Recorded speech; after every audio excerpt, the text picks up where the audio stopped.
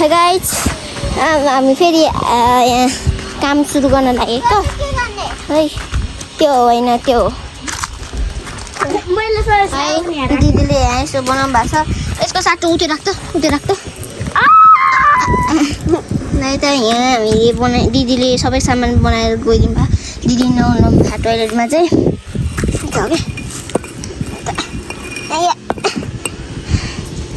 देखा त अलि अगाडि गर्नु हेर्नु गाइड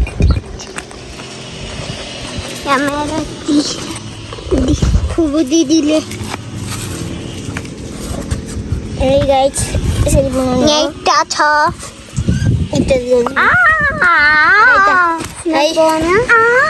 हाम्रो चाहिँ बनिसकेको छ अनि अब यहाँ चाहिँ जुस पार्नु पर्थ्यो तर बाहिर पार्नु पर्थ्यो तर दिदीले अहिले नबार भन्नुभएको छ जुस यति दाउराले कहाँ हुन्छ त तिमीले दाउरा खिच्ची खोजेन यस्तो पिकनिक खाने मान्छेहरूले यस्तो छ है ठुलो मान्छे चाहिँ काम अराउने रहेछ म चाहिँ सबसे ठुलो हो तर यिनीहरू यो चाहिँ ठुलो भएर काम अराउने पानी ल्याइजे यो ल्याइजे भनेर अब यहाँ अब आगो बालेको त बलिरहेको रहेछ दिउँसो काम भएर यिनीहरूलाई चाहिँ अझ रारा चाउचो पकाएर खाने होइन छ नि मोबाइल हेर्नुभन्दा त यही राम्रो है अब पकाएर खाने यिनीहरूलाई नि एक्सपिरियन्स गरोस् भनेर कि आजभोलिको बच्चाहरूलाई के थाहा वनभोजको नगर्न वनभोजको कुरा के थाहा तिमीहरूलाई है स्कुल लयो भने लयो नत्र त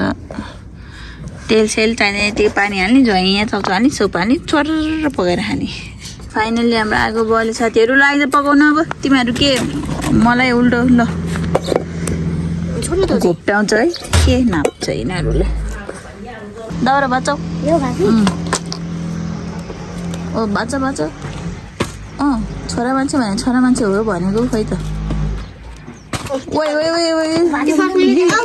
थियो है अब चाहिँ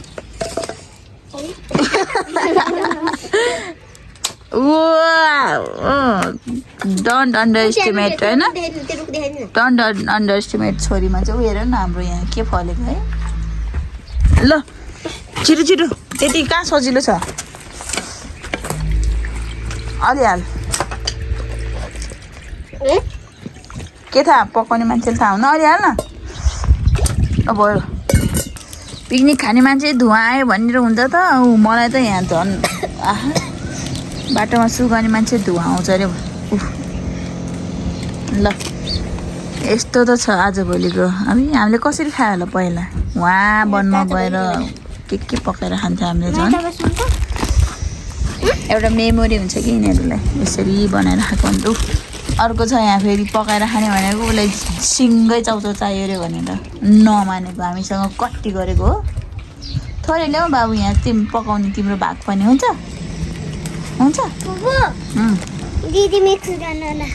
गर ल भयो छोड्दे यहाँ छ अर्को सुप पनि हाल नझरे दिमाग त छैन के गर्ने ल सुबाल त्यही भएर अघिदेखि उस गर भनेको यो चाहिँ गाडी खाने मान्छे हो दिनमा कतिचोटि गाडी खाने हाल्दै रोस् न त हाल चाउचाउ प्लास्टिक नहाल न त चाउचाउ हाल नि चाउचाउ त्यहाँ वेटिङमा छ होइन ल हाल ठुलो पकाउने हो प्लास्टिक नहाल अब त ल अब दुःख सुख चाउचाउ पाक्न लाहा कस्तो लागिरहेको थियो नि तिमीहरूलाई कस्तो लागिरहेछ राम्रो यसरी आफै पकाएर खान कस्तो मिठो राम्रो लागिरह हजुरलाई कस्तो लागिरह भन न राम्रो रमाइलो भन्न रमाइलो भएको चाहिँ छैन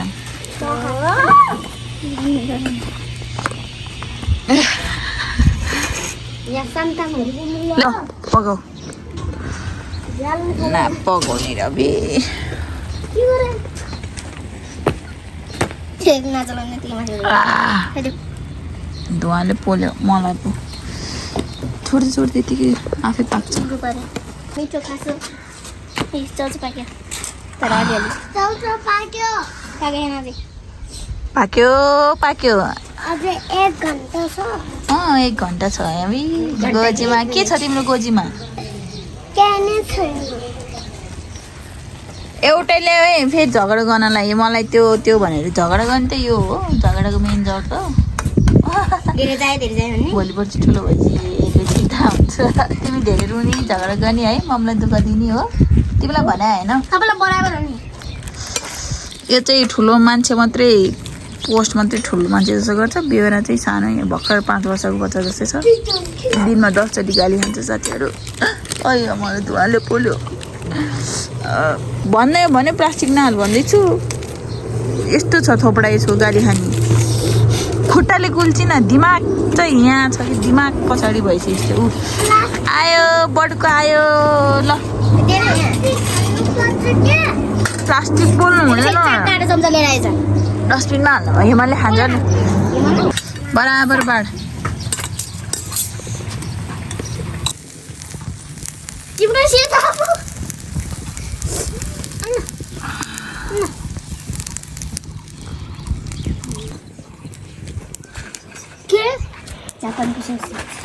आगो पनि निभ्यो चाउचाउ पनि पाक्यो खाँदैछ